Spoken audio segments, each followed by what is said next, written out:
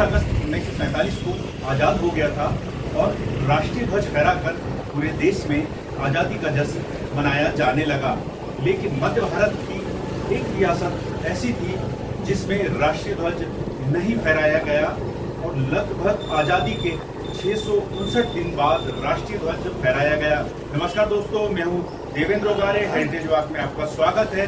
जी हाँ, मैं बात कर रहा हूं आज भोपाल स्टेट की। भोपाल स्टेट का भारत गणराज्य के विलय में लगभग 659 दिन का समय लग गया और 659 दिन बाद भोपाल में राष्ट्रीय ध्वज फहराया गया। भारत 15 अगस्त 1947 को आज़ाद हो गया था, लेकिन आज़ादी मिलने के 659 दिन बाद 1 जून 1949 को भोपाल में राष्ट्रीय ध्वज फहराया गया।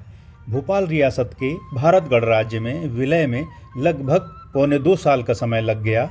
आज़ादी मिलने के इतने दिन बाद भी भोपाल रियासत का विलय न होने से जनता में भारी आक्रोश था। यह आक्रोश आगे चलकर विलीनीकरण आंदोलन में परिवर्तित हो गया। भोपाल रियासत के भारत में विलय के लिए चल रहे विलीनीकरण आंदोलन की शुरुआत सीहोर के इछावर से हुई थी। विलीनीकरण आंदोलन का विस्तार हुआ और आंदोलन की गतिविधियां रायसेन, भोपाल से भी संचालित की जाने लगी। इस आंदोलन को चलाने के लिए जनवरी 1948 में प्रजामंडल की स्थापना की गई।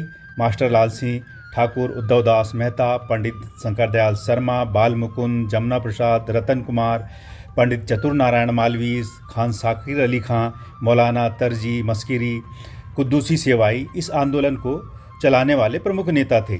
विलीनीकरण की पहली आम सभा इछावर के पुरानी तहसील स्थित चौक मैदान में हुई थी। इस आंदोलन को जन जन तक पहुंचाने के लिए किसान नामक समाचार पत्र भी निकाला गया था। 14 जनवरी 1949 को रायसेन जिले के उदयपुरा तहसील के ग्राम बोरास में नर्मदा तट पर विलीनीकरण आंदोलन को लेकर विशाल आम सभा चल रही थी। इसमें सीहोर, रायसेन, होशंगाबाद, भोपाल से बड़ी संख्या में लोग शामिल हुए थे। सभा के दौरान तिरंगा झंडा फहराया जाना था। इस आंदोलन का संचालन करने वाले सभी बड़े नेताओं को पहले ही बंदी बना लिया गया था। तिरंगा झंडा हाथ में लेकर बढ़ रहे युवाओं पर पुलिस ने गोलियां चलाई। इस गोलीकांड में 4 युवा शहीद हो गए। इसमें 25 वर्षीय धन सिंह, 30 वर्षीय मंगल सिंह, 25 वर्षीय विशाल सिंह तथा किशोर छोटे लाल की उम्र महज 16 साल ही थी। इनकी उम्र को देखकर उस वक्त युवाओं में देशभक्ति के जज्बे का अनुमान लगाया जा सकता है। इन शहीदों की स्मृति में उदयपुरा तहसील के ग्राम बोरास में नर्मदा तट पर 14 जनवरी 1984 को स्मारक बनाया गया है।